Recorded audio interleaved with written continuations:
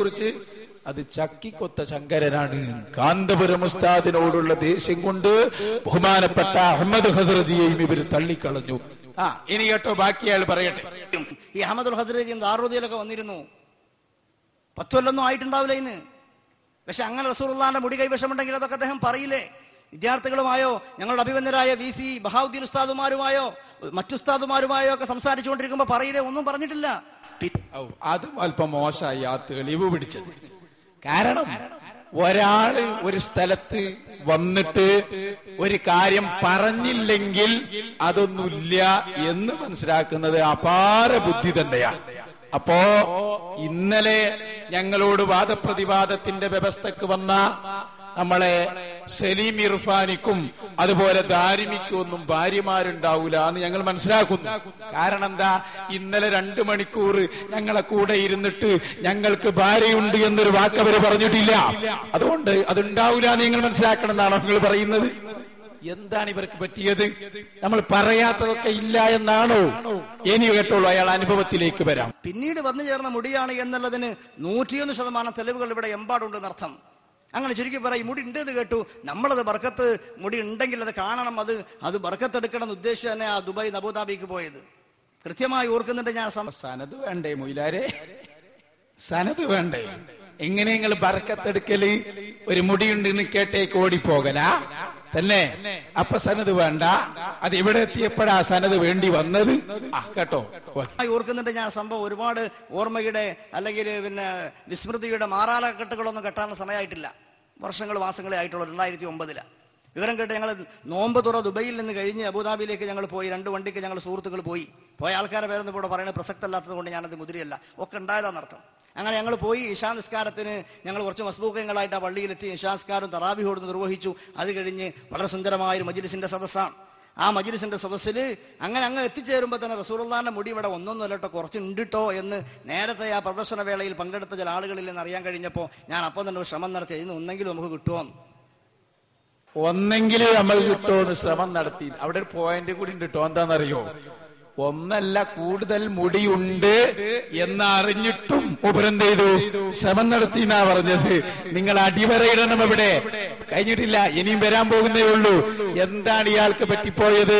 അപ്പൊ ഇവര് പോയി സനത് നോക്കിയില്ല, മുടി 1-ലധികം ഉണ്ട് എന്നറിഞ്ഞു. എന്നിട്ടും ചോദിച്ചു. കുറച്ചു മുമ്പ് നിങ്ങളുടെ ഒന്ന് കേൾക്കാം അയാളെ പ്രസംഗം. നേരത്തെ ആ പ്രദർശന വേളയിൽ പങ്കെടുത്ത ചില ആളുകളിൽ നിന്ന് അറിയാൻ കഴിഞ്ഞപ്പോൾ ഞാൻ അപ്പം തന്നെ ഒരു ശ്രമം നടത്തി. ഇന്ന് ഒന്നെങ്കിലും നമുക്ക് കിട്ടുമോ, ഞാൻ ശ്രമം നടത്തി. നിഷേധിക്കേണ്ട കാര്യമല്ല. അതിനാ എന്നെ പറ്റി ഇവിടെ ഒരുപാട് പറഞ്ഞിടുന്നു. ഈ പറയുന്ന മറുപടിക്കാരൻ പറഞ്ഞു, കെഞ്ചിയിട്ട് കിട്ടാത്തപ്പോഴല്ലേ ഏത് മുടി വ്യാജനായത്. അത് അസത്യമാണ്, ഉള്ളത് പറയണല്ലോ. കെഞ്ചി എന്ന് പറഞ്ഞാൽ വളരെ കെഞ്ചി എന്ന് പറഞ്ഞത് അസത്യം എന്നാ പറഞ്ഞത്. പക്ഷെ ഇനി പറയുന്നുണ്ട് അത് ശരി തന്നെയാണ്. കേട്ടോളൂ. വ്യാജനായത് അത് അസത്യമാണ്, ഉള്ളത് പറയണല്ലോ. കെഞ്ചി എന്ന് പറഞ്ഞാൽ വളരെ കേണ് ചോദിച്ചു എന്ന അർത്ഥത്തിൽ അത് ശരി തന്നെയാണ്. നമ്മൾ ചോദിക്കൂലേ? ഇയാൾക്കൊക്കെ പറ്റിയ ബിരുദം ഹുദവി തന്നെയാണ്, അല്ലാതെ വേറൊന്നുമല്ല. പരസ്പര വൈരുദ്ധ്യമായ ആദർശങ്ങൾ. ഏതായാലും നിങ്ങൾ അബുദാബിയിൽ പോയി. അങ്ങനെയാണ് അയാൾ നോട്ടീസ് ഇറക്കിയത്. ഞാൻ അബുദാബിയിൽ ചെന്നു, ചോദിച്ചു. ഹസ്രജി പറഞ്ഞു. എന്താ ഹസ്രജി പറഞ്ഞത്? ഒരാൾക്ക് കൊടുത്താൽ എല്ലാവർക്കും കൊടുക്കേണ്ടി വരില്ലേ, അതുകൊണ്ട് നിവൃത്തിയില്ലെന്ന് ഹസ്രജി പറഞ്ഞു. ദേഷ്യം വരാതിരിക്കൂ. പണ്ട് ഇയാളും പറഞ്ഞ കുറുക്കൻ പറഞ്ഞത് തന്നെയാണ്. കുറെ ചാടി നോക്കി മുന്തിരിവള്ളി, അവസാനം മുന്തിരി കിട്ടുന്നില്ല. അവസാനം കുറുക്കൻ പറഞ്ഞു അത് സനദില്ലാത്ത മുന്തിരിയാണ്, പുളിക്കുന്ന മുന്തിരിയാണ്, അതിന്റെ വേറൊരു വായനയാണ് എന്ന് പറഞ്ഞ പോലെ ഇവർക്ക് കിട്ടിയില്ല. കിട്ടാത്തപ്പോൾ അവസാനം സഹോദരന്മാരെ എന്നിട്ട് എന്തൊക്കെ നുണയാണ് പറയുന്നറിയോ? ഇപ്പൊ ഇയാൾ പറഞ്ഞു, നിങ്ങൾ കേട്ടോ? ഇയാൾ എന്നാ പോയത്? ഇയാൾ എന്നെ പറഞ്ഞു ഒരുപാട് ആയിട്ടില്ല, 2009 പോയത്. എന്നാലും കുറച്ചൊക്കെ ആയിട്ടുണ്ട്. ഇത് 2011. അപ്പൊ 2010, 2009 1 വർഷം അപ്പുറം 2009 ഇവര് പോകുന്നത്. അന്ന് തന്നെ 1-ലധികം മുടിയുണ്ട് എന്ന് അവരറിഞ്ഞിട്ടുണ്ട് എന്നല്ലേ ഇയാള് പറഞ്ഞത്? എന്നാ വേറെ ആളെ ഞാൻ കൊണ്ടുവരാ. നമ്മളെ കണ്ണാടിപ്പറമ്പ് മൗലവി അയാളെ കൊണ്ടുപോവാ. അയാൾ പറയുന്നുണ്ട്, മർക്കസിൽ ഹസ്റജി മുടി കൊടുത്തപ്പോ ഞങ്ങൾ എതിർക്കാൻ പോയിട്ടില്ല, ഞങ്ങൾ എതിർക്കാതെ ഇങ്ങനെ നിന്നു. പക്ഷെ പിറ്റത്തെ റബീഉൽ അവ്വലിന് വീണ്ടും ആ മുടി അബൂദാബിയിൽ ഉണ്ട് എന്നറിഞ്ഞു. അപ്പോഴാണ് ഞങ്ങൾക്ക് സംശയം തോന്നിയത്. നേരത്തെ പറഞ്ഞ എന്താ, 2009 തന്നെ ഞങ്ങൾ അവിടെ പോയിട്ടുണ്ട്, എന്നിട്ട് കെഞ്ചി നോക്കിയിട്ടുണ്ട് എന്നാണല്ലോ ഇയാൾ പറയുന്നത്. കേട്ടോ, ആകെ വൈരുദ്ധ്യ. കണ്ണാടിപ്പറമ്പ് പറയട്ടെ, ഇവിടെ മർക്കസിൽ ഒരു മുടി കൊടുത്തു എന്നതുകൊണ്ട് ഞങ്ങളൊരു പൊറുതികേടും കാണിക്കേണ്ട കാര്യമില്ലെന്ന് ഞങ്ങൾ പറഞ്ഞിട്ടുണ്ട്. ആവശ്യമില്ല. അങ്ങനെയാണെങ്കിൽ ഞങ്ങൾ ചെയ്യേണ്ട എന്താ, ജനുവരിയിൽ സമ്മേളനം കഴിഞ്ഞു. സമ്മേളനം കഴിഞ്ഞതിന്റെ പിറ്റേന്ന് മുടിയുടെ കാര്യം ഞങ്ങൾക്ക് അറിയാലോ. അതിന് മുമ്പ് മുടിയുണ്ട് എന്ന് പറഞ്ഞ് സനതി ചോദിച്ചപ്പോൾ പിന്നൊന്നും മുണ്ടിയിട്ടില്ല. എന്നാ ഞങ്ങൾ അപ്പൊ തന്നെ പൊറുതികേട് കാണിക്കണം. ഇതെന്താ സനത് നിങ്ങൾക്ക് മുടി കിട്ടിയേ, അത് പറ്റൂല എന്ന് പറഞ്ഞ് ഞങ്ങൾ ബഹളം വെക്കണം. ബഹളം വെച്ചില്ല. എന്തുകൊണ്ടെന്നാൽ UAE-യിലുള്ള ചില സ്നേഹിതന്മാർ, ചങ്ങാതിമാർ, വിശ്വസ്തരായ ചില ആളുകൾ പറഞ്ഞിരുന്നു, അവിടെ ഹസ്റജി ഫാമിലിയിൽ ഒരു റസൂലുള്ളാഹിന്റെ ഒരു മുടി പ്രദർശിപ്പിക്കുന്നുണ്ട്. അത് എത്ര എണ്ണവും കണ്ണൊന്നും അറിയില്ല. ഈ വിവരം പറഞ്ഞപ്പോ ഹമീദ് ഫൈസിയെ പോലെയുള്ള ആളുകൾ അവരുടെ പ്രസംഗത്തിലും പറഞ്ഞിട്ടുണ്ട്, ഹസ്റജി ഫാമിലിയിൽ മുടിയുണ്ട് എന്ന് പറഞ്ഞിട്ടുണ്ട്. അതൊന്ന് പറഞ്ഞപ്പോ ഞങ്ങൾ മനസ്സിലാക്കിയത് നേരെ ഞാൻ ഇവിടെ കൊടുത്തിട്ടുണ്ടാവുന്നത്. അത് അവിടെ ഉണ്ട് എന്നും ഇവിടെ കൊടുത്തു എന്നും ഞങ്ങൾ മനസ്സിലാക്കി. എന്നാൽ മർക്കസിൽ കൊടുത്തതിന് ശേഷമുള്ള റബീഉൽ അവ്വലിൽ പിന്നെ അവിടെ പ്രദർശിപ്പിച്ചു. അപ്പോഴാ ഡൗട്ട് വന്നത്, അതെങ്ങനെയാ ഇവിടെ കൊടുത്ത മുടി അവിടെ പ്രദർശിപ്പിച്ചു. അപ്പോഴാ മനസ്സിലായത്, ആ ഫംഗ്ഷന്റെ ക്ലിപ്പിംഗ്, നിങ്ങൾ ഇപ്പോ CD കാണുന്ന ക്ലിപ്പിംഗ്, അന്ന് അവിടെ നടന്ന ഫംഗ്ഷന്റെ ക്ലിപ്പിംഗ് എടുത്ത് നോക്കിയപ്പോഴാ ഇതെടുത്ത് നോക്കിയപ്പോഴാ മനസ്സിലായത്, പച്ച നുണയുടെ ശൃംഖലകളാണ് അയാൾ പൊട്ടിച്ചിരിക്കുന്നത്.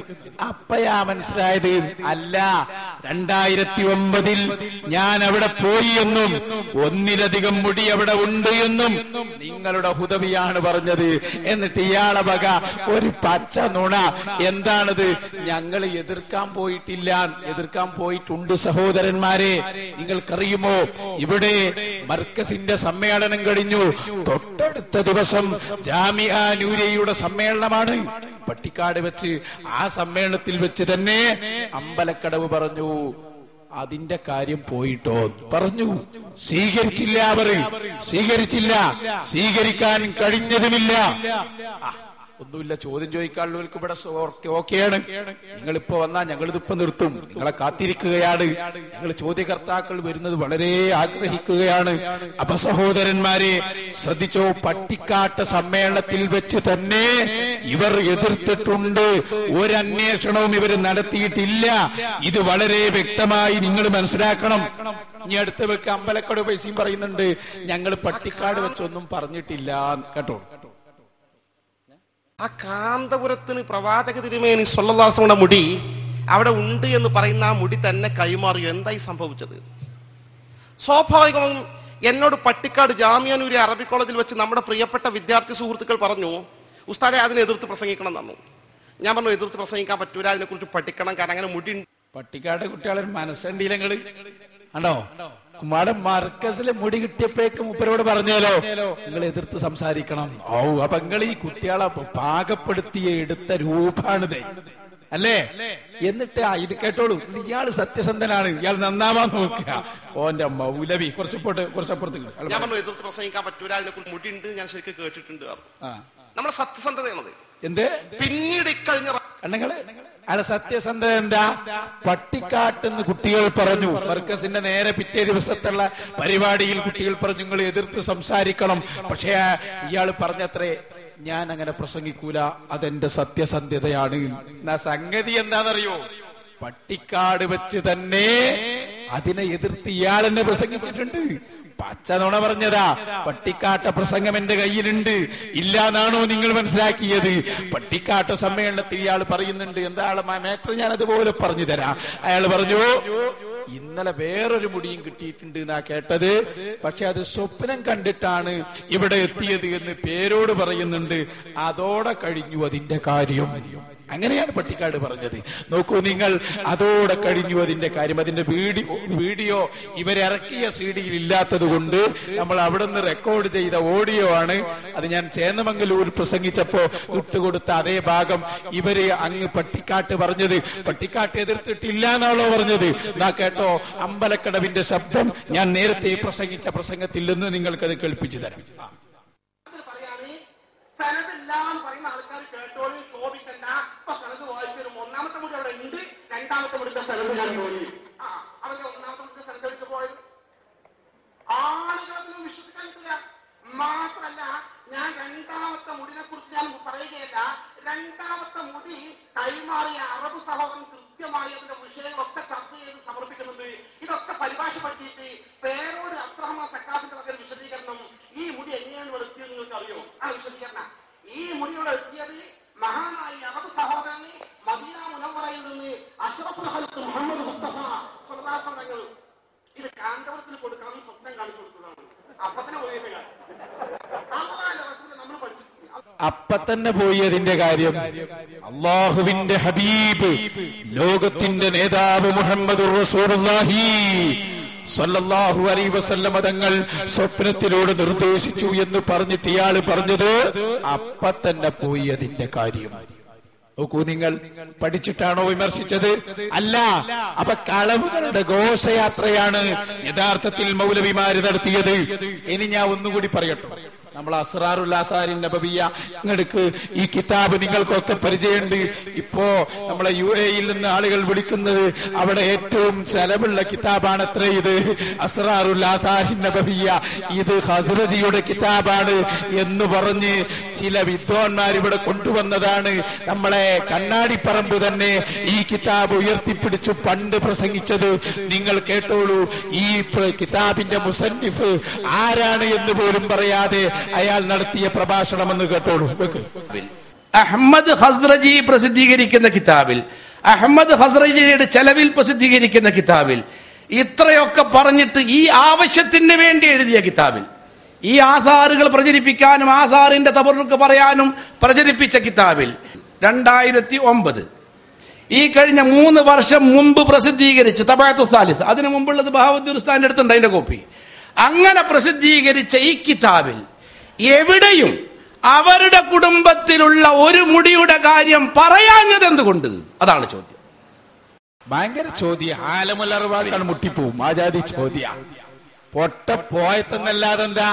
അങ്ങനെ ബഹുമാനപ്പെട്ട പേരോട് ഉസ്താദ്, അല്ലാഹു ആഫിയത്തും ദീർഘായുസ്സും നൽകുമാറാകട്ടെ, ഉസ്താദ് അവറുകൾ ഇവരെ ഇന്നലെ വരെ UAE-യിൽ വെയിറ്റ് ചെയ്തു, ഒരാളും വന്നില്ല. അത് വേറൊരു കാര്യം, ഇൻഷാ അല്ലാഹ് ഞാൻ പറയും. ഇപ്പോൾ പറഞ്ഞത് ഉസ്താദ് അവറുകൾ എന്ത് ചെയ്തു എന്നറിയോ? ഈ തട്ടിപ്പ് പുറത്തു കൊണ്ടുവന്നു. ഉസ്താദ് പറഞ്ഞു, ഈ കിതാബ് എഴുതിയത് ഖസ്റജി അല്ല, അത് വേറെ പണ്ഡിതനാണ് എന്ന് പറഞ്ഞ് ആ പണ്ഡിതന്റെ പേര് വായിച്ചു.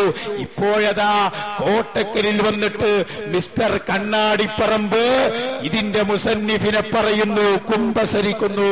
കേട്ടോളൂ, പേരോട് ഉസ്താദ് പിടികൂടിയപ്പോൾ ആരാണ് ഇതിന്റെ മുസന്നിഫ് എന്ന് കൃത്യമായി പറയേണ്ടി വന്നു. നമ്മളെ കണ്ണാടിപ്പറമ്പിന് വെച്ചു കൊടുക്ക്. അങ്ങനെ ഉണ്ടായപ്പോ, ഈ കൺഫ്യൂഷൻ ഉണ്ടായപ്പോ, അതിന് ഈ അഹമ്മദ് വായിച്ച സനദാണെന്ന് ഇദ്ദേഹം പറഞ്ഞപ്പോഴാണ് ഞങ്ങൾ എന്ന ഖസ്റജി ഫാമിലിന്റെ അടുത്തുള്ള സനദിനെ കുറിച്ച്, മുടിയെക്കുറിച്ച് പരിശോധിക്കാൻ തീരുമാനിച്ചത്. അതിന്റെ ഭാഗമായി വന്നെത്തിയതാണ് അസ്റാറുൽ ആസാരിൻ നബവിയ്യ എന്ന ഈ കിതാബ്. ഇത് പ്രിയപ്പെട്ട സഹോദരന്മാരെ വ്യക്തമായി മനസ്സിലാക്കണം. ഇതിൽ കുറച്ച് തട്ടിപ്പ് നടത്തിയിട്ടുണ്ട്. കുറച്ചല്ല, നല്ലോണം നടത്തി. ഇനി ഇയാള് വായിക്കാൻ എന്താ വായിക്കുന്നത് അറിയോ? നേരത്തെ ഇയാൾ കട്ടും പുറംചട്ടയിലുള്ള ഇതിന്റെ രചയിതാവിന്റെ പേര് നേരത്തെ വായിച്ചിരുന്നില്ല. ഉസ്താദ് കുറ്റ്യാടിയിൽ പ്രസംഗിച്ചതിന്റെ ഫലം അൽഹംദുലില്ലാഹ് ഇയാൾ ഇപ്പോൾ കണ്ടോത് വായിക്കുന്നു. സഹോദരന്മാരെ വ്യക്തമായി മനസ്സിലാക്കണം. ഇതിൽ കുറച്ച് തട്ടിപ്പ് നടത്തിയിട്ടുണ്ട്. അശ്ശരീഫ് അശ്ശൈഖ് അബുൽ ഫളൽ ഇമാദുദ്ദീൻ ജമീൽ അൽ ഹുസൈനി എന്ന് പറയുന്ന ഒരു മനുഷ്യനാണ് ഇത് ജംഉം ഇഅദാദും ചെയ്തത്. ഇത് ഉണ്ടാക്കിയത് എന്താ പറഞ്ഞത്? ജമ്മും എഴുതാതും. അവിടെ മോനെ അതിന്റെ അടുക്ക് 577 അടുക്ക് എല്ലാം ശ്രദ്ധിച്ചോ. എന്താ പറഞ്ഞത്? ജമ്മും എഴുതാതാണ് അത് ഉണ്ടാക്കിയത്. നിങ്ങൾ ശ്രദ്ധിക്കണം. അപ്പൊ നേരത്തെ ഹസ്റജിയുടേതാണ് എന്ന് പറഞ്ഞ് കൊണ്ട കിതാബ് ഇപ്പോൾ അവര് തന്നെ പറഞ്ഞു അത് ഹസ്റജിയുടെ കിതാബല്ല, അത് ലബനാനിലെ വേറെ ഒരു പണ്ഡിതൻ എഴുതിയതാണ്. സക്കരിയ സലാഹി, നിങ്ങൾ പറയൂ എന്തുകൊണ്ടാണ് ഇങ്ങനെ സംഭവിക്കുന്നത്? നിങ്ങൾ പറയൂ. നോണ പറഞ്ഞ അങ്ങനെ ഉണ്ടാവും. നോണ പറയരുത്. ഖുർആനിലും ഹദീസിലും ഉള്ളത് പറയണം. ഉള്ളത് പറഞ്ഞാൽ പൊളിയില, ഇല്ലാത്തത് പറഞ്ഞാൽ പൊളിയും. അത് നിങ്ങളെ കൂട്ടുമുന്നണിയുടെ ഇപ്പോഴത്തെ ചെയർമാനാണ്. അതുകൊണ്ട് തന്നെ ആ പറഞ്ഞത് നിങ്ങൾ കേട്ടോളൂ. അതായത് ഇല്ലാത്തത് പറയരുത്. കിതാബ് എഴുതിയ വ്യക്തിയെ മറച്ചു വെച്ച് ആൾമാറാട്ടം നടത്താൻ പാടില്ല. ഇനിയോ സഹോദരന്മാരെ, നിങ്ങൾ കേട്ടോ, ശരിക്കും മനസ്സിലാക്കണം. ചോദ്യത്തിനുള്ള അവസരത്തിലേക്ക് തന്നെ ഞാൻ വരുന്നു. ഇനി നമ്മൾ ആ 51 മുതൽ ഇങ്ങോട്ട് ബഹുമാനപ്പെട്ട ഹസ്റജി വളരെ കൃത്യമായി പറഞ്ഞത് ഞങ്ങൾ ഇവിടെ കാണിച്ചിരുന്നു, പണ്ടും കാണിച്ചിരുന്നു. മഹാനായ ഒരു മനുഷ്യൻ, ആ മഹാനായ പണ്ഡിതൻ ബഹുമാനപ്പെട്ട ഹസ്റജിക്കെതിരെ എന്തു പറഞ്ഞാലും ഞങ്ങളത് അംഗീകരിക്കുകയില്ല. എന്തുകൊണ്ട് സഹോദരന്മാരെ? നിഷ്കളങ്കനായ ഈ മനുഷ്യൻ ഈ മുസ്ലിം സമൂഹത്തോട് പറയുന്ന വാചകങ്ങൾ എന്റെ മുസ്ലിമീങ്ങൾ ഒന്നുകൂടി കേൾക്കണം, എല്ലാവരും അറിയണം. നിഷ്പക്ഷകരായ എന്റെ സാധാരണക്കാരുണ്ടാകും, എന്റെ പ്രിയപ്പെട്ട